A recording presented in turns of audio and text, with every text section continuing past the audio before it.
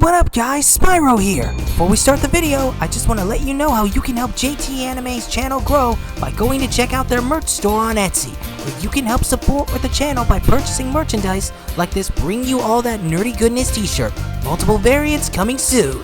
And just to remind you, new merchandise will be added monthly and all confirmed purchases will get a special shout out in future videos. You can also support them at their Buy Me a Coffee page, where they'll soon be offering membership exclusive content such as videos and more of their original and upcoming content like JT Anime and Nerd's upcoming PenDragon Knights of the Round, one of many stories within JT Anime's new superhero universe. Finally, be sure to check out their Amazon affiliate links in the description and pinned comment below. You can not only find incredible products, but also help them toward our goal of turning this YouTube channel into a full-time gig, so they can provide you with higher quality content. So be sure to Hulk smash that subscribe button for more content. JT Anime and Nerd, bringing you all that nerdy goodness. Enjoy the video! What up guys, JT Anime and Nerd here, bringing you all that nerdy goodness. Today is a video way different than what I usually put out, but very close to my heart, as this has been a project that I have been working on years toward that I have dubbed the Excaliverse. In case you don't know, the Excaliverse is my own superhero comic universe where characters from mythology, fairy tales, classic horror, and certain parts of history all exist in one universe. The idea stemmed from thinking about characters based on mythology like Thor from Marvel Comics or Wonder Woman from DC Comics, one from Norse mythology and one from Greek mythology, and thought that if they could adapt their own version of mythological characters into their own superheroes, why not adapt mythology itself into a superhero universe? In this version of Earth, which people of this world call Gaia, it's a mix between each country's versions of what would essentially be considered their ancient or medieval era. The most modern parts of this version of Earth would be America in its Wild West era, and half of England in its Victorian era, cut off from the rest of it that still lives in its medieval era. Although not at its funded stage, building its world, characters, and power systems for all these years has been incredible. I have made videos of the Excaliverse in the past, but they didn't gain much traction, which is why I was pivoting away from it for a time. I always had a plan to come back to it, but at the current moment, I really want to focus on my Spyro and Crash Bandicoot TV show ideas. But that's not to say that I'm not going to keep at this Excaliverse project. I've just been shelving it for a while until recently. So today, I figured while it will get very spoilery, at least to a point, I'll be going through each hero's individually, talking about their backstory, character arcs, and their powers and abilities. The characters you're going to see are the first members of the eventual team they are going to form, whose name I'll reveal at the end of this video. Now before I get into it, I want to make it clear that even though historic events happen in this universe, the timeline is not historically accurate. Historic events that happen in this universe happen in its own timeline. I like doing my homework, but finding a way to fit all of these characters and events together means I have to veer away from historical or mythological accuracies, and many characters that wouldn't exist at literally the same time do exist. So take that as you will. And also to take note that while I'll do my best to be mythologically accurate as possible, you need to take creative liberties to make these stories interesting. Also, for the context of this video, while I will be using the AI images I've been able to compile for these characters and places, as I don't have an artist who can make them yet, I'll also be using images that I've been able to find and download. So just a disclaimer, I do not own all of the images you see in this video. I also don't own any of the music, so without further ado, let's step right in to the Excaliverse.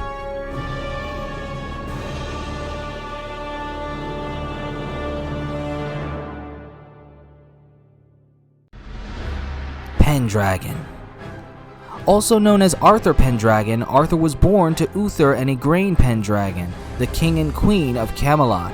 There's a lot I won't go into with them, but they are dead at this point.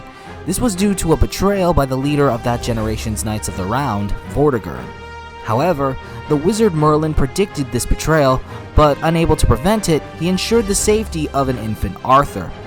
Per Merlin's instructions, Arthur was left in the care of Sir Ector, one of the former Knights of the Round who took no part in Vortigern's coup. Arthur was raised by Sir Ector alongside his foster brother Kay. Both would be taught in the art of swordplay and raised to become valiant knights. However, while Kay sought a life as a knight, Arthur happily enjoyed his normal life free from danger, and sought no kind of future outside of his home whatsoever. But you guys know how superhero stories are. They never get any of the peace they ask for. As years later, in the midst of a tournament that would debut Kay as a fully fledged knight, a chain of events would lead Arthur to roam into the forest in search of Excalibur. But this discovery would have him encounter a strange goth-looking girl being chased by a notorious Black Knight. It would be this encounter that led Arthur to awaken Excalibur's true power and become the legendary hero of Camelot, PenDragon. Now, due to being new to his powers, Arthur ultimately lost his fight with the Black Knight, this loss ultimately leading to another chain of events that would lead to the Black Knight killing his brother Kay, and the Black Knight would escape and get away with it in the end. The next day, Merlin would reveal to Arthur the truth behind his birth, as well as reveal to him that he is the sole heir to the throne of Camelot, which at this point has been turned into a republic of sorts, its being ruled by a council of the highest officials in Camelot ruling over the law of England, moving past the monarchical system. Merlin expresses about how it's Arthur's destiny to reclaim Camelot and must go with him to train in using the sword. In the end, Arthur agrees to go with him, but keeps his true intentions a secret, which of course is the usual revenge. But despite his yearning for revenge, Arthur begins to embrace himself as a knight, heir, and hero of Camelot. He would forever strive to reclaim his kingdom, prove himself as a once and future king, as well as save the day from supervillains aside from his arch nemesis, the Black Knight, and his master, Vortigern. But now that we've given you his backstory, let's get into PenDragon's powers and abilities. So in truth, PenDragon wasn't born with any superpowers at all. In fact, all of his power comes from Excalibur itself. Without getting too much into its origin, Excalibur is a sword forged from some of the most powerful metals in the universe. That's right, the universe. The sword is what's known as a soul-forged weapon. Soul forging is where an entire being is transmutated into a powerful weapon, both in body and in soul. Excalibur was soul forged from the body and soul of a powerful dragon king, and as such possesses all the powers of a dragon with its own unique twist. Wielding Excalibur can allow its wielder to possess an Excalibur armor, an extension to the sword which has the ability to heat itself to the point where it can become as hot as the sun. The armor is fitted with a visor, similar to something from Power Rangers, that can detect magical energies of various types, a different color depending on what kind of energy. Both the sword and the armor can even generate dragon fire. In fact, the wielder can concentrate all of that heat into the armor's visor, unleashing a humongous beam of heat vision, PenDragon's most powerful attack. But if that wasn't enough, Excalibur can also grant its wielder access to magic, as dragons are the most powerful magical creatures in the entire universe. Being that the sword possesses a soul within it, it also has the power to choose who can specifically wield it. If you're unworthy, the hilt will literally burn your hands, and the heat will keep intensifying until the unworthy lets it go. And if it stabs into any kind of hard surface, it won't budge for anyone except the chosen wielder. But I'm not exactly going to have this video explain everything Excalibur can do, as it was forged with the intent to grow in power beyond even what its creators could foresee. To put it simply, the longer the sword lives on, the more powers Excalibur will develop over its years. At the end of the day, PenDragon's story is ultimately meant to be about challenging one's destiny, as while he is destined for great things, Arthur does want a life of his own, one where he alone can decide where it leads. Now I want to move on to what inspired this concept of this version of King Arthur known as PenDragon. PenDragon's armor is actually inspired by tokusatsu characters, mainly Power Rangers. In fact, the specific Power Ranger that inspired this character isn't even an official character. It's fan-made, a character known as the Arbiter. The character came from a Power Rangers YouTube fan series created by Unworthy Productions called Power Rangers Unworthy. And if you're a Power Rangers fan, you've got to check it out. It is Marvel and DC levels of awesome, but I digress. Getting into that series brought my attention to another studio called Crimson Vision Studios, which I believe is currently defunct. I'm not completely sure, but their YouTube channel is still up, and they are currently doing a fan and Power Rangers series called Power Rangers Shattered Past, which still has yet to release the series' final episode. But anyway, I one day checked out their Twitter page only to find a particular image of the Arbiter, and the moment I saw it, I was like, yeah, this is what I want my version of King Arthur to look like. So I used it as inspiration to basically create a medieval Power Ranger knight. However, the concept of PenDragon's powers were inspired by the character of James Lake Jr., aka Jim, a character from Netflix's Troll Hunter series, and for those who have been living under a rock, the series is created by Guillermo del Toro, one of the greatest storytellers in all of cinema, and one of my personal idols in storytelling. Although the less said about the Troll Hunters movie, the better. But to put it simply, in the Troll Hunter series, Jim's chosen by a magical amulet to protect both the worlds of mortal and magic from evil trolls, hence the name Troll Hunter. In order to fight these trolls, the amulet would allow Jim to summon a suit of armor along with a sword made from pure daylight, as trolls turn to stone when exposed to sunlight. It would be this exact power that would inspire the powers of the Excaliverse's version of Excalibur. However, and not to spoil anything, but let's just say, wielding Excalibur in this universe is a bigger deal than you would assume. Enough said.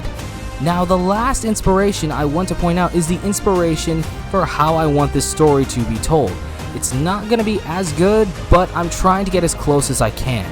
But to get back on topic, I want this story to be told in a sort of Shakespearean way, and the inspiration for that comes from a video game series called The Legacy of Kain.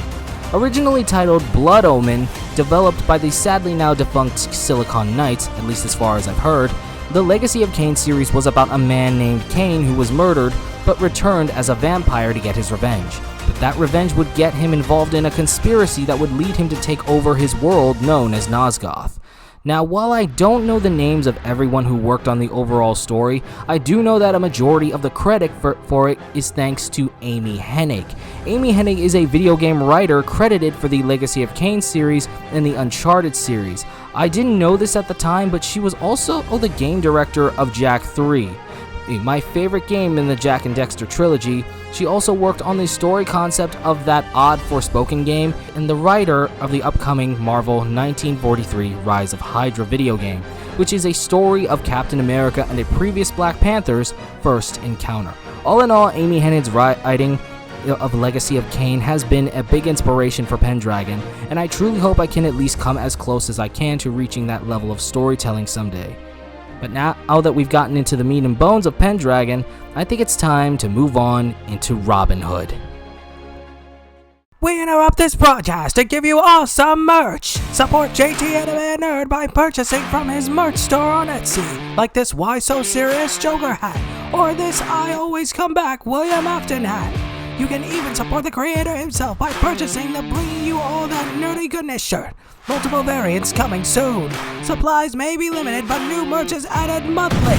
You can visit the shop by clicking the link below in the description and pinned comment section. And if you make a purchase, let us know in the comments below, and we'll be sure to give you a shout out for every purchase at the end of each video. Enjoy JT Anime Nerd, bringing you all that nerdy goodness. And be sure to Hulk smash that subscribe button if you wish to see more of JT Anime Nerd's videos. Thanks for watching. Robin Hood. Originally known as Robert Longstride, he was born to a middle-class family in the town of Loxley. His parents always had business in Nottingham, so it was practically his second home. There he would meet Joanna Marion, the daughter of Nottingham's Lieutenant Captain of the Guard, second to the Sheriff of Nottingham. Despite her father's dislike of Robert's financial background, Marion and Robert became the best of childhood friends. The more time Robert spent in Nottingham, the more time he grew to notice the social divide between the rich and the poor. It wounded him deeply, though he didn't understand it as a child. These feelings of sympathy toward the poor led him to make friends with the local poor kids, one in particular who was a famous troublemaker, and that person being famously known as Little John. Little John would teach Robert in the art of self-defense, as well as teach him the ins and outs of the streets of Nottingham. Little John would ultimately share his dream of a world where labels like rich and poor didn't even exist, a world where people could just be people. While Little John chooses to view the world like this, however, Robert can only see the world they live in as black and white. Little John would eventually introduce Robert and Marion to his closest friends, each with stories of their own, and all of them would come together as none other than the Merry Men. They would all play together for a couple of years, but tragedy would strike in the form of what was known as the Purge of the Poor. Basically, during the rule of King Richard, members of the Guard would roam the streets executing those who were seen as a detriment to the kingdom and citizens of Nottingham. Basically, they were to execute anyone who was not rich. This included the middle class, which is why Robert's parents were also killed in the massacre. Robert would miraculously survive thanks to Little John, but would have to flee into the Sherwood Forest. For the first week or so, Robert would have to survive in the wilderness alone using nothing but his archery skills as taught to him by his late father. That is until he stumbled upon a lone tavern within the forest. Robert would, however, be caught by the tavern owner after attempting to steal some food. Bob, the tavern owner, ultimately decided to give the kid some food to eat and water to drink, but immediately realizes that he's a survivor of the Purge of the Poor. Despite his reluctance, he gives Robert permission to live in the tavern in exchange for serving the customers. As time went on, Robert lived his life as a server in the tavern, but witnessed Bob's struggle with the new regime that now rules over the province of Nottingham, that being the new rule of Prince John. In response to this, Robert went out into the woods every day to master his archery skills, as well as learn how to be a master hunter and enhance his overall physical skills.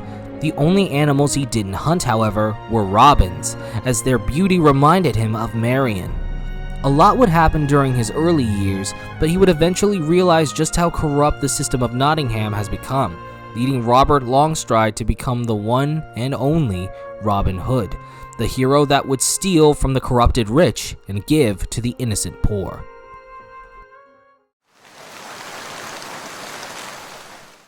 Now, just like PenDragon, Robin wasn't born with any superpowers. Robin Hood is pretty much meant to be the Green Arrow / Hawkeye / Batman of the Excaliverse, while also having the personality of Spider-Man. As implied, Robin Hood is a master archer, possessing almost superhuman marksmanship, but it really all just chalks down to training over the human limit. And of course, Robin Hood possesses his signature arrows, but like Green Arrow and Hawkeye, during his first main storyline, he acquires trick shot arrows. Each trick arrow possesses its own unique use, such as knockout gas, explosions, and even multi-spread shot arrows. If it wasn't evident, however, he is mostly inspired by Green Arrow, as I'm pretty sure I've stated before now that I think about it, who I'm sure we all know was inspired by Robin Hood himself. The closest we've ever gotten to a Green Arrow like this one is the version from the Dark Knights of Steel storyline from DC Comics, but aside from his arsenal, he also possesses superhuman reflexes and in the future learns martial arts. Who he learns it from, however, we will get to later in this video. Robin Hood, however, is not just for show, but is also a whiz at mathematics, being able to quickly calculate when, where, and how he should shoot his arrow to get the bullseye. He's trained his brain in marksmanship to such a degree that he can easily point out a person's weak spot even without trying. This is a mental ability that Robin dubs his bullseye. Robin Hood's story is ultimately meant to be about a young boy who looks at the world with a black and white view and is exposed to the world enough to slowly learn that nothing is black and white. And the best thing about Robin Hood is that he is the Batman of the Excaliverse, meaning his storylines will be the most realistic, street level, and at times darkest out of any of the stories.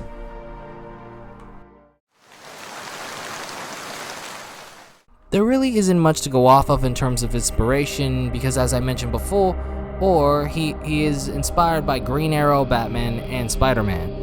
But to add a bit more to this inspiration, let me tell you how the exact idea for the beginning of this universe came to be, and that was when I watched King Arthur Legend of the Sword starring Charlie Hunnam. I'm one of the people who really loved that movie, even though they rushed and skimped around on a lot of plot points. But then long after the film was out, I found out they wanted to turn it into a cinematic universe based on the Knights of the Round Table. And the moment I heard that, I was glad they didn't go in that direction. Because here's the thing, the Knights of the Round Table, while possessing their own stories, feel more like extensions of King Arthur's story, instead of feeling like full-fledged characters that can cross over with him. However, when the day came that I saw Guy Ritchie's Robin Hood starring Taron Egerton, I immediately said to myself, yes, that Robin Hood could cross over with Charlie Hunnam's King Arthur. And thus the idea for a mythological superhero universe was born. The idea actually started out as a CW show, as I was really getting into the Arrowverse around this time, but then I decided to bring it up a notch as a cinematic universe. But it was very tough because I had to limit the stories to movie length. That's when I finally decided to suck it up and go for the comic book route. And I gotta say, it's turned out very beautifully. I hope you guys enjoyed this video. If you did, be sure to check out our merch store, Buy Me a Coffee page, and Amazon affiliate link linked in the description and pinned comment below, so you can help us expand the channel and give you guys higher quality content. Also, if you want to check out our original content, be sure to check out the playlists linked in the description below. With all that said and done, I'm JT Anime, and I'll check you guys later.